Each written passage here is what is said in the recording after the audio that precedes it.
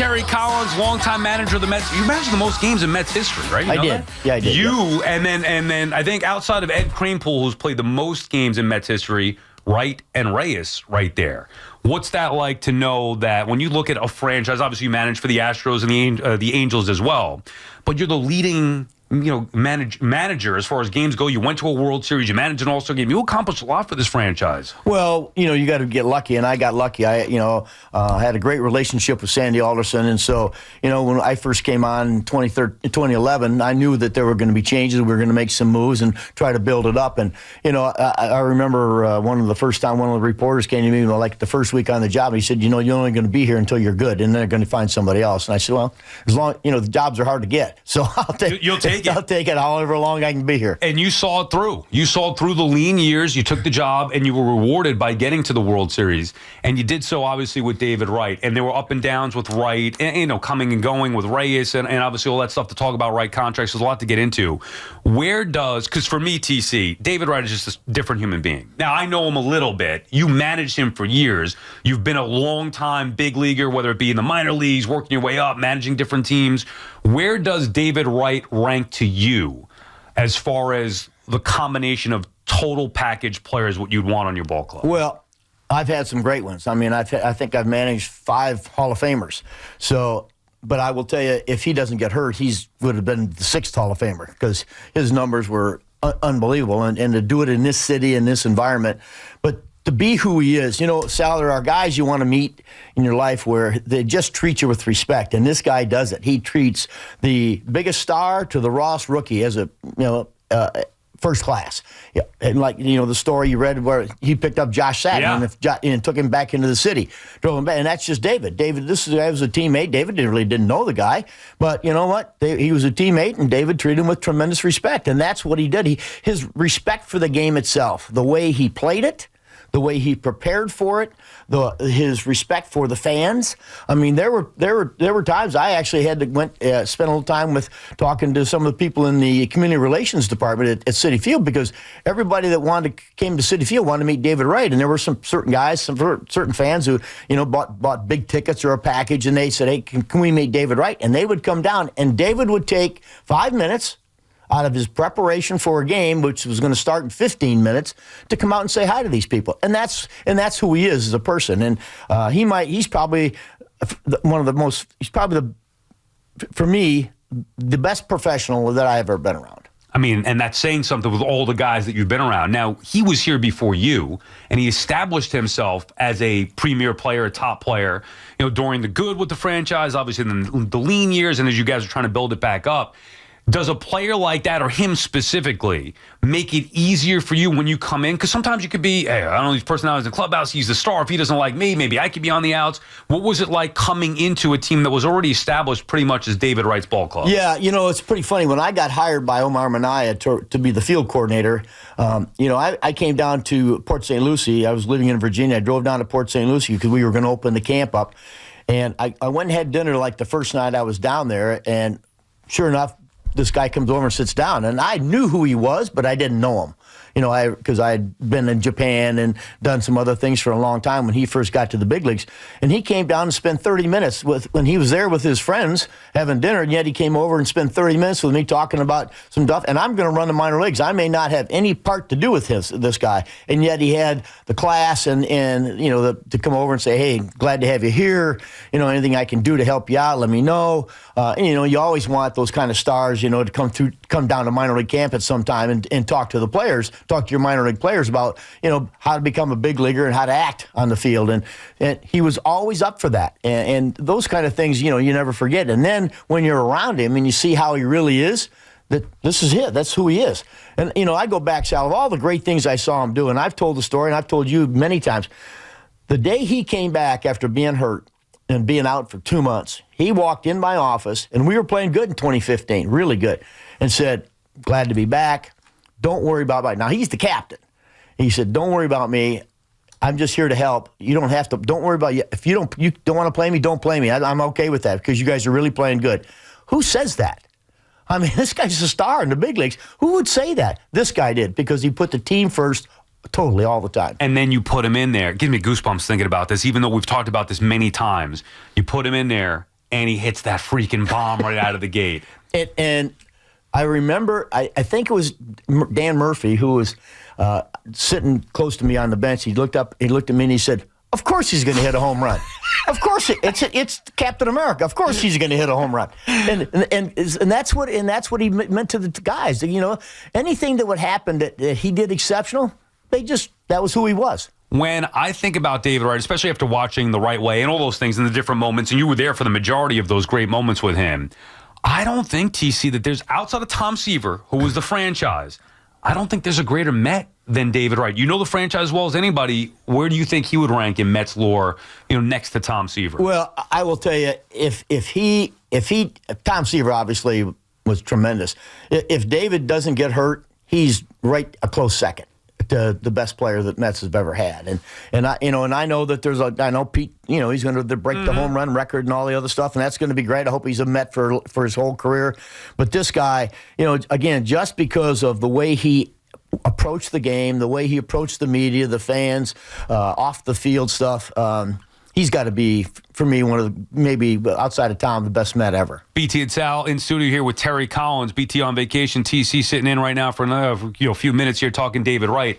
Did you run things through David Wright? As the manager, you're in control, obviously, but you have a captain, a guy who's been there. How does that dynamic work within the clubhouse if there are any issues or maybe struggling player? You go through David or lean on him? Well, what I did when I finally got the job, I went back in my history of managing other teams, and obviously, I asked David that spring if I would like to name him captain, and he said, "No, I don't. Wow. I really don't." And I said, "Well, can you think about it?" And that's when he came in one day. He said, "Look, I've been thinking about it, and if you don't mind, I'm going to go. I'd like to talk to the guys." So he went around and talked to every player. He said, "What would you think if I got named captain?" And every guy, to the man, said, "Absolutely." I didn't know that story, yeah. TC. And then that's why he ended up saying, he said, "Okay, I'll do it." And again, it wasn't anything, Sal, about him making speeches. I know he always had conversations with guys if they were slumping or if there was a new player, he'd always spend some time with them. And, but it's how he approached the game. The fact that he had this routine that he did, that spring training. He played spring training games. It was like June. This guy got ready to play, man. And he wanted at-bats. He wanted a certain amount of at-bats. And, he knew what he had to do to get ready. And the fact that he wanted to be the best player on the field every time. I mean, I go back and, when this guy got hurt, he played a month with a broken back. Man, didn't say anything. Didn't say a word. Never went in the training room for a month. You had no idea? No, he was hitting 320. I mean, who does that? It'd be one thing if he was hitting 120, but right. Yeah. And finally, he just went in and said, "Hey, look, I've had a stiff neck for 3 weeks, and can you rub it out?" And that's when they finally said, "Well, we need the doctor to take a look at us." And they found out he had an injury, but he just kept playing the game. And again, you think about all the guys that come into your clubhouse and God, their back's stiff. Oh, my shoulder's a little sore. This guy played with a broken back and never missed a beat. How about the World Series? You getting to a World Series, obviously great for you and a great story for your career. David Wright, after all he went through, to be able to come back, to your point, getting back in that lineup in Philadelphia and then finally becoming part of the team, the famous fist pump after he scored the run against the Nationals in Washington, and then going through the playoffs. Gives me goosebumps, man, thinking about it. The sweep in Chicago. How great was it for you as a manager to see you help David Wright achieve the dream of getting to and playing in a World Series? Yeah, it was special, and when we got beat, the first guy, after we got beat by the Royals, we got back in the locker room, and the first guy in my office was David Wright. He just wanted to come up and he said, "Hey, Skip, well, great run." He said, "Let's get ourselves ready. We'll do it again next year." And the first guy. And I know he was the captain, but again, it's just his sense of responsibility to how to approach things. And so when he hit that home run in the World Series, I couldn't have been happier for anybody. And I've told you the story about, there was a time when we were playing the Brewers and Ryan Braun hit 2 home runs in a game and we drilled him. And David was upset about it because, there was no reason to drill the guy. And he's going to hit the next inning. I took him out of the game. And he was furious. He came over to me and he said, "I got to go hit." And I said, "David, it's 8-0. I'm not going to lose you in an 8-0 game, because I know they're going to throw at you." So, if it's 4-3, go take it, go wear it. But 8-0, no. And he was furious that, I didn't let him have the chance. But hey, look, because it's part of the game. And he knew that and respected the game enough that, hey, look, I'm the guy who's going to get it because I'm the star on this team. So let's go play it. And I said, there'll be another time. They're going to, one thing in baseball, Sal, we have great memories. Baseball players have really good memories. So I said, they're going to still throw at you sometime, but not tonight. Who'd you send up to take that one? Eric Campbell? I don't remember. Whoever, they're probably going, no, thanks a million. How about the Syndergaard lunch story that happened in spring training? Yeah. Well, give me the inside story on that one. Again, we had a rule that, in spring training, because we have so many players down there, that everybody's on the bench when the game starts. Everybody. Well, there's a time when the community relations people are there, and they bring a ton of stuff for everybody to sign. And Noah was in signing some stuff, and the game was getting ready to start, and he wasn't on the bench. And the game had started, and David walked back in the clubhouse to get a glove or do something else, and there's Noah having lunch, and he's the only guy in the clubhouse. And David said, "That's not working. Get on the bench." And Noah said, "Well, let me finish my lunch." And David went over and threw the lunch in the basket, wastepaper basket. Now, I wasn't in there, but I heard the story. And they came, of course, the next day I had to bring him in the office, and we had to clear the air. And again, Noah Dawsey, next day, just said, "I'm sorry. I just thought I'm the only guy who didn't get to have lunch yet." And David said, "Well, there's always time to have lunch." That is freaking tremendous. We're talking with Terry Collins in studio. Can you believe it's been 10 years since that team went to the World Series? I cannot. Time flies, boy. 10 years since you were popping that champagne in Chicago, spraying all over the face. You still got that champagne bottle somewhere? I do. Sal, I ran into a guy the other day I was in Florida. And a guy came up to me, and he said, "Hey, I just wanted to come over. I saw you sitting over here. I wanted to come over and say hi. I was in the crowd that you sprayed the champagne on me." And I said, I'm sorry. He goes, "I still have my shirt. It's soaked with sand champagne." I mean, that is tremendous. Is that the career high for you? And it had to be more rewarding after going through the nonsense with the Astros or the Angels, spending time in Japan, like you said, getting an opportunity. That makes it more gratifying, right? After experience, like David Wright himself, because when he first got here in 2006, and I was here before that, but 2006, immediate success, and it's, we'll be back here next year, and then the collapse at 07 and 08, and then he gets years later back to the World Series with your team. Same for you, where you had some tough times maybe in Anaheim when the way things went, and then a long time out of being a big league manager. How gratifying to ultimately get to the World Series. Well, Sal, nobody ever put a gun to my head and said, "Hey, you have to spend 50 years in baseball." I love the game. and again, I will tell you, I've told the story many times, but when I was in the 6th grade, World Series games were daytime. There were no night games. And I was such a baseball fan that my mother wrote a note to my school teacher and said, "Terry has to stay home this afternoon. He has got a doctor's appointment so I could watch the World Series." True story. And I got to watch the Yankees and the Pirates in 1961 or whatever year it was, and I stayed home. And that to me was baseball, to get to the World Series. And all those years that I spent talking to guys about what it was like to get to the World Series, and to finally get there, it was worth all of the tough times, riding all the buses, and sleeping in the racks above, before they had compartments. I slept up on some of those 24-hour bus rides we took, and all of the tough times. It was worth every penny of it to stand in that third baseline in Kansas City. And think about this, TC. Like we talked about it before. Not only the longest tenured manager in Mets history, which that's a big deal. They're only 30 franchise, whatever it is. To be the longest tenured manager for one of them is a big deal in itself. Also, one of only 2 managers in franchise history to go to back-to-back postseasons in 2015 and 2016. Yeah, I got lucky. Again, I had great players. I had But you didn't early on, so that's the point about taking the opportunity, right? You get an opportunity, guys like, "Oh, you're only going to get you're only here to get this thing right." Hey, you took that opportunity, and look what came of it. You get to a World Series and one of 2, not only the longest tenured manager in franchise history, back-to-back postseasons. You had a lot of, I can say it, you can't. You had a lot of rough teams out there. Those were some rough lineups. I remember living through it as a Met fan, thinking, what the hell's going on? 2015, 2016, you deserve some credit for that. Well, thank you. I appreciate it, Sal. But, it was baseball. And, your job was to manage who you got in the clubhouse. And I remember, we'd have coaches meetings, and they would say, "Well, we need to get this guy. We need to go get this guy. I hear so-and-so's on the market. Let's go make a trade for him." I said, "Guys, you got to stop worrying about who we don't have. and concentrate on who we do have. We got to get these guys better because this is our team. And so, and I didn't know any difference because that's how you came through the minor leagues. You know, in the minor leagues, you had, and one of the great things about the minor leagues is that halfway through the season, you could start over again because they had halves. And in the big leagues, you just got to keep working and try to get your players better. And I never changed that the way I went about my job. And I told you, one of the things when I got to New York, I said, I'm going to enjoy the job more. I'm going to enjoy the job a lot more because this may be the last time I ever managed, and it was. But, and I'm going to enjoy this, and I enjoyed it here in New York. There's not a better place in all around any city than to manage in New York City. Yeah, and you still have some great relationships, not only throughout your life in the game, but specific to the Mets, even dealing with difficult circumstances. I know you're close with Carlos Beltran. He was a guy that probably should be a current manager, and I'm sure learned a lot from you in dealing with the way that you had to deal with him, an aging veteran, and moving on from him. What about your relationship with Carlos Beltran? I'll tell you what I did, Sal. My first spring with the Mets, I put together a group of guys. I took 5 veterans. Carlos was there, David was there, I think maybe Jose, Mike Pelfrey. Took 5 veteran guys, Johan Santana, and we sat down and I said, this is your team. This is not my team. This is your team.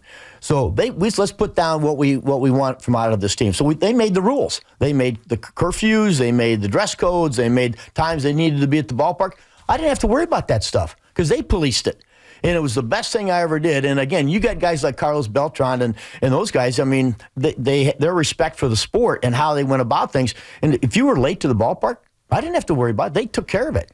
If there was something went on, if I hadn't needed to be involved, they came in and said, hey, you need to talk to this guy about this or that, whatever situation it might be. But those guys took care of all those things. And that's why our clubhouse, in my opinion, was the best clubhouse in baseball. Because my star players, if you came to New York and you were in a trade or you didn't like the way things were going, hey, the stars, they're the ones that'll say, look, this is how we do things here. Either buy into it or we'll go to TC. We'll get you out of here.